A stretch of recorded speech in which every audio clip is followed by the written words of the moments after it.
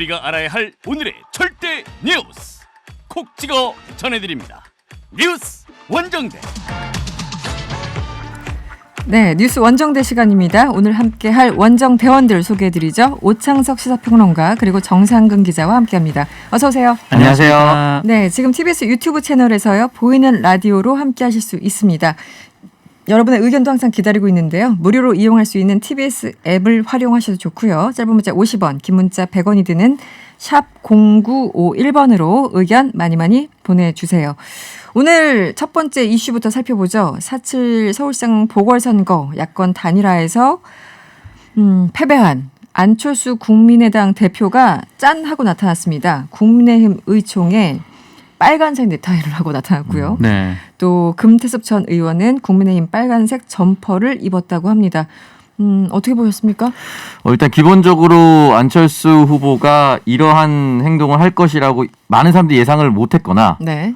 또는 이렇게 하지 않길 바랬거나 여러 가지 상황이 있을 것 같은데 네. 그래서 이제 의원총회에 이렇게 등장을 했을 때 많은 사람들이 놀랐던 것 같고요.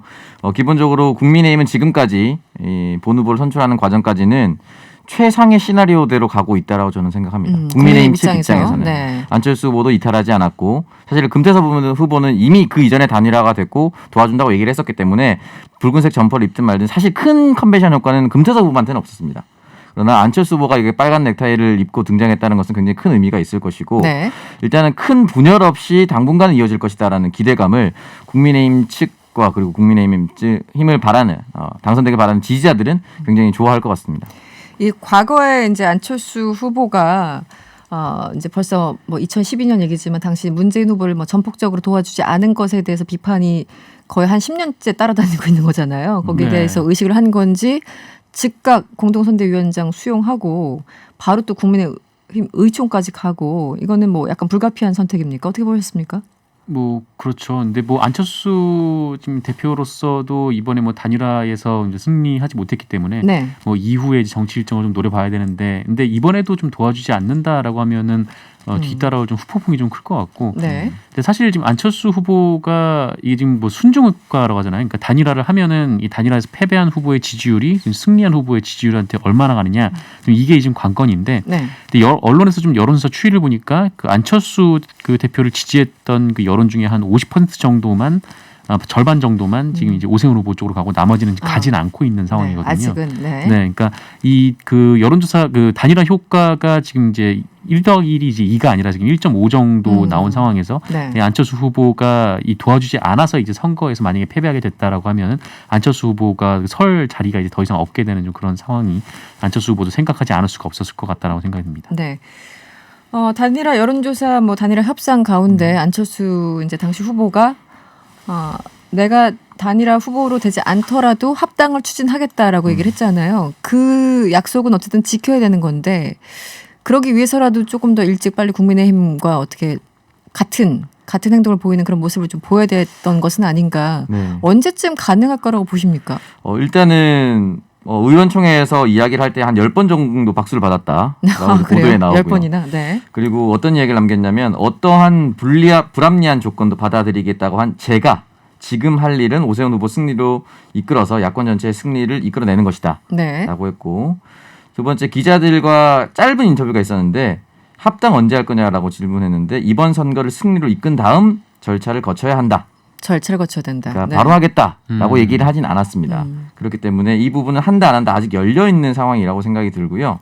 저는 안 하더라도 승리로 이끌거나 승리로 이끌지 않더라도 본인이 최선을 다하는 모습을 보여준다면 네. 안철수 영향력은 줄어들되 완전히 사라지진 않을 것이다라고 생각합니다.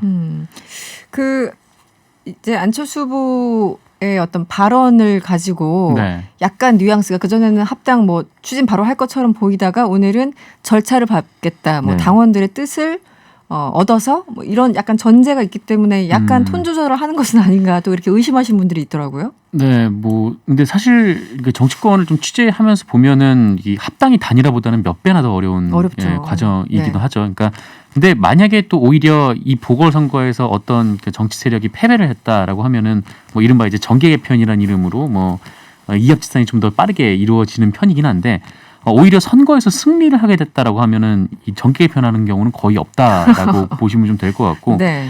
게다가 지금 안철수 후보로서는 뭐 그동안 자기가 가져왔던 이제 포지션이 있는 건데, 그러니까 이른바 뭐 민주당과 뭐 국민의힘 사이라는 포지션이 있던 건데 네. 그 자리에 이제 윤석열 변수가 새로 생긴 데다가 좀 국민의힘이 문재인 정부 출범 이후에 첫 승리를 거두면 또 이 지지율에 좀 반등도 있을 수도 있고 또 새로운 이제 대선 후보군이 발견될 수도 있는 상황이기 때문에 앞으로 좀 합당 과정이 좀 쉽지만은 않을 것 같다. 네, 그런 생각이 좀 듭니다.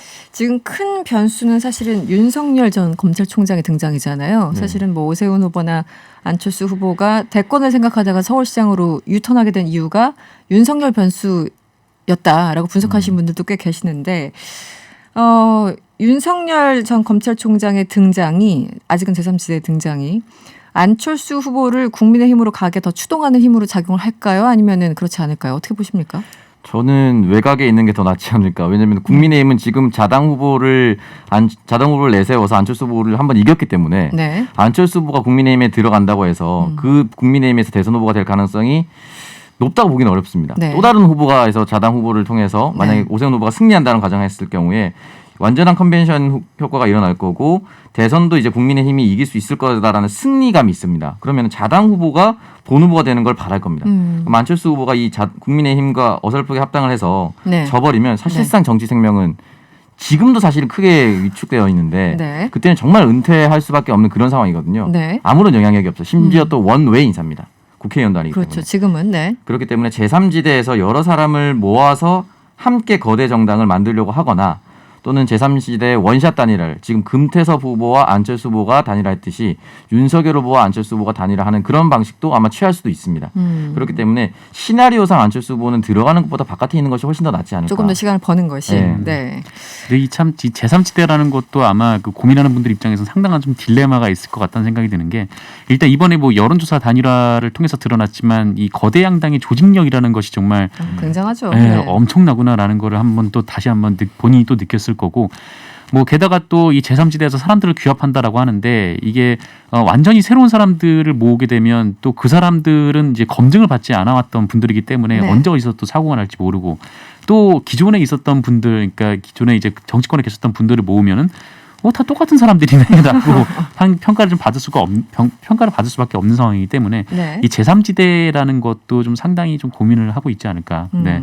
좀 국민의힘을 좀 문을 좀 두드려는 그런 생각도 뭐 가지고 있을 것 같다는 생각이 듭니다. 네. 사실 대선까지 많은 시간이 남은 건 아니기 때문에 알겠습니다.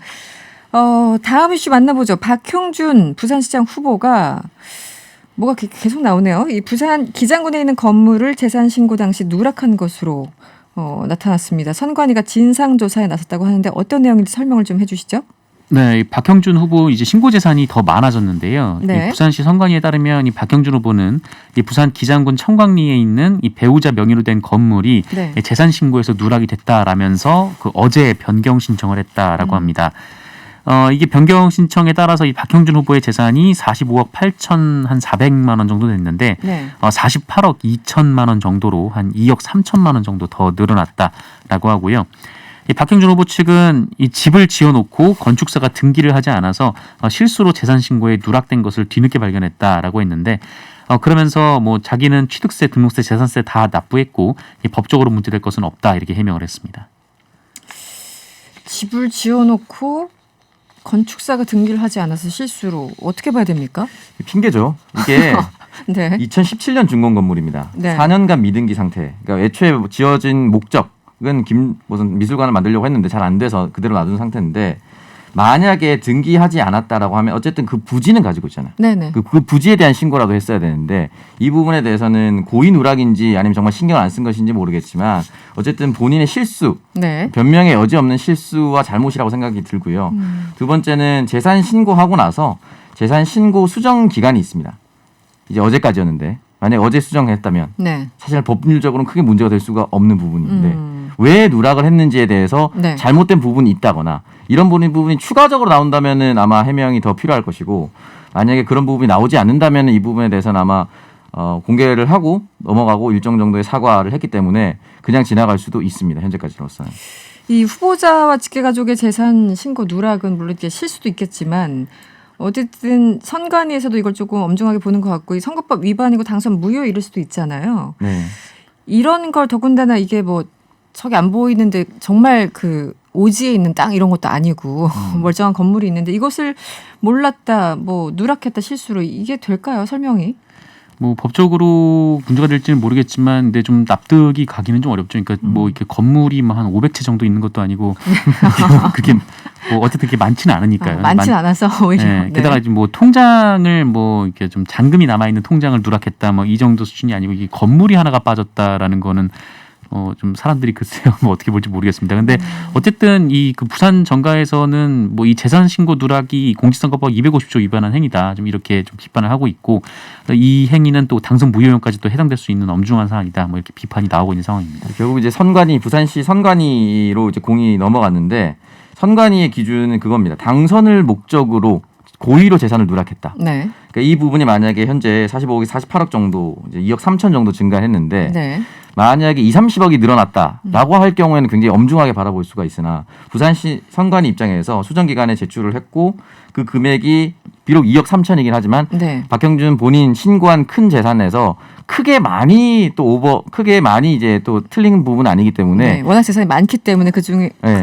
그거에 비해서는 주의나 네. 경고로 넘어갈 가능성도 현재로서는 있습니다. 네. 이 부분에 대해서 일단 부산시장에 후보 등록을 한 진보당의 노정현 후보가 이제 고발을 한 상태이기 때문에 이 결과를 아마 명명백백하게 부산시 선관위가 얘기를 해줄 거라고 봅니다. 지금 이제 박형주 후보 같은 경우는 계속 나오고 있잖아요. LCT 그 분양 위아래층 네. 부터 시작해서 그 앞에 있는 조형물 문제부터 해서 지금 MBC가 어제 단독으로 해서 이 문제가 또 발각이 됐고요. 네. 또 JTBC에서는 또 다른 문제를 지금 또 거론하고 있죠. LCT의 이제 공공조형물이 바깥에 있는 것뿐만이 아니라 LCT 내부에 있는 모든 조형물이죠. 28억 상당을 네. 모두 이제 박형준 후보의 배우자인 네. 조모 씨의 화랑에서 발주했다, 이 내용이 나왔거든요. 그래서 이것이 정말 실력이 있는 업체였기 때문에 맡긴 것인지 아니면 흔히 말하는 특혜, 네. 일감 몰아주기였는지를 조금 더 살펴봐야 되지 않을까. 근데 보통 그렇게 흔히 말하는 LCT를 만드는 사람들 입장에서는 해운대 랜드마크를 만들겠다고 했는데 그 랜드마크를 만들겠다고 한 곳에서 한 곳에만 몰아주었다. 그리고 세계적인 작가나 세계적인 업체라고 보기 사실 어렵거든요. 네. 물론 이제 그걸 처음에 조형물 받은 작가는 세계적인 사람이지만 발주한 업체는 세계적인 업체라고 보기는 어렵거든요. 네, 네. 그렇기 때문에 왜 한 곳으로만 갔는가에 대한 의문은 남을 수밖에 없는 것이죠. 이게 딱 그냥 한 건 따로따로 되면은 뭐 그냥 그럴 수 있는데 지금 다 LCT와 관련된 거잖아요. 네. 네. 그 분양부터 해서 앞에 조형물 내부 28억에 해당되는 그런 미술품 등등까지. 그리고 또 하나 있죠. 그 국회 사무총장 당시에 그 네. 레스토랑도 특히 의혹이 있는 건데 이 부분도 어떻게 보십니까? LCT 그 국회 사무총장이 이제 박형준 총장이 제28대 국회 사무총장을 했습니다. 네, 네. 2014년부터 16년까지였는데 그 당시에 그 국회 의정관 6층에 이탈리안 레스토랑이죠. 거기 이제 들어갈 때 1차 유찰, 2차 유찰, 3차 유찰을 했는데 이때 유찰이 될 수는 있지만 3차 최종 보고서를 낼 때 사업자 증명서가 없었다고 합니다. 메뉴판도 없었고 그래서 제대로 된 시식도 없이 입점이 됐다는 거예요.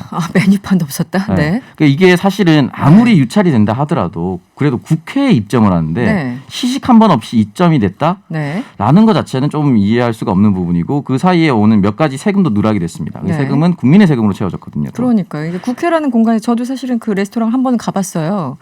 그런데 굉장히 뷰도 좋고 굉장히 고급 레스토랑으로 꾸며놨더라고요. 실제로 지금 네. 최근에 언론이 찾아갔을 때 예약을 하려고 했으나 예약이 1, 2주간 밀려 있다라는 그 레스토랑 직원의 이야기가 또 보도가 됐습니다. 네. 그렇기 때문에 이 부분에 대해서 과연 유찰이 되고 나서 아무리 유찰됐다 하더라도 3차로 들어갈 때 이렇게 허술하게 들어갈 수 있는 것인가. 그리고 국회인데.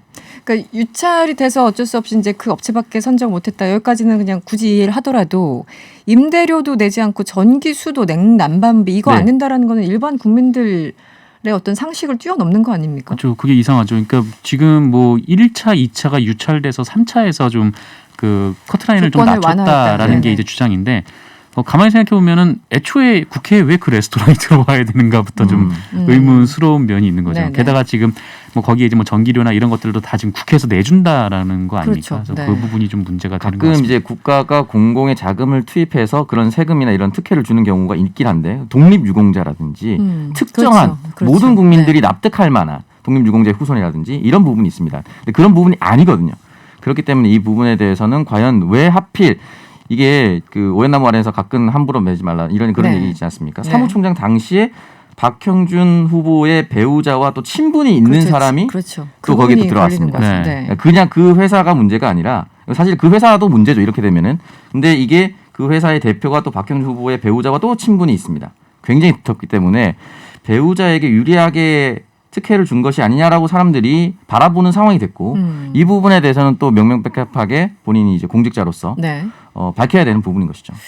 알겠습니다. 박형준 후보에 대해서는 사실 이제 과거에 드러나지 않았던 게 선거 과정을 통해서 여러 곳에서 지금 하나씩 밝혀지고 있는데 여기에 대해서 깔끔하게 해명이 된 건지 사실은 잘 모르겠습니다.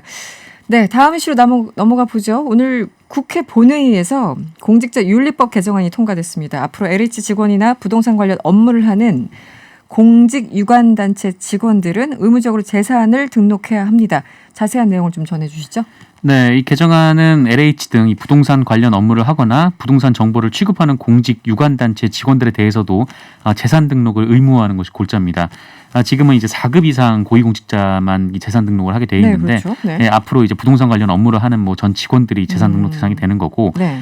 그리고 이 부동산 관련 업무에 종사하거나 정보를 취급하는 공직자가 재산을 등록할 시에는 이 취득 일자 그리고 취득 경위 그리고 그 땅을 얼마에 샀고 또 그 돈을 어떻게 또 모았는지 네. 이 부분까지 의무적으로 기재를 해야 된다라는 내용입니다. 모든 직원들이네요. 한마디로 이제 부동산 관련 업무를 한다면 모든 네네. 직원들이 해야 된다. 재산 등록 의무화 뭐 효과가 분명히 있을 것 같은데 여전히 차명 거래를 이용한다면 또 찾아내기 힘들 것이다. 이런 회의론도 여전히 남아 있는 거는 맞아요. 어떻게 보십니까? 네, 일단 이 부분에 대해서는 아직까지 차명 거래에 대해서 어떻게 할 것인가에 대해서 법안 마련이 필요할 것이고 이 부분에 대해서 후속적으로 이제 이해충돌 방지법에 보완할 것들이 남아 있습니다. 다만 이제 김영란법이 처음에 시행될 때 네. 몇만 원 이상 받지 말라라고 했을 때 이 기대 효과를 당시 이 법안의 최초 발의자였던 당시 김영란 대법관은 돈을 받지 말라라는 것보다 내가 돈을 받지 말아야 할 핑계를 공론하게 만들어준 것이다. 그렇죠. 네. 이렇게 얘기한 적이 이 있습니다. 관객 때문에 되게 복잡해지는 경우가 있기 때문에 네. 아예 그냥 장치를 마련을 해준 거죠. 네, 네네. 그렇기 때문에 이 부분에 대해서 일단 재산 등록 의무화 그리고 이런 여러 가지 장치들을 주면서 소속 직원이 스스로의 마음을 제어할 수 있는 것이 1차적입니다. 1차적으로는 저는 일단 완성이 됐다라고 보고 네. 향후 차명 거래에 대한 부분에도 분명히 잡아내야 되는 것이죠. 지금 차명 거래를 할 수 있도록 열어둔 것이 아니라 네. 이 부분까지 쫓아가는 과정이기 때문에 계속해서 지금 뭐 압도적으로 찬성률도 높았고 기권 그렇죠. 설명은 도대체 무슨 뜻인지 모르겠지만 어쨌든 앞으로도 이 법안이 후속 법안 발의됐을 때 금방금방 통과가 될 수 있고 국민들이 모두 다 바라보고 있을 거라 생각합니다. 뭐 취득 경위, 소득 원 이런 걸 다 밝혀야 되기 때문에 차명으로 하기도 조금 더 어려워진 환경 조성은 맞는 것 같습니다. 네. 네.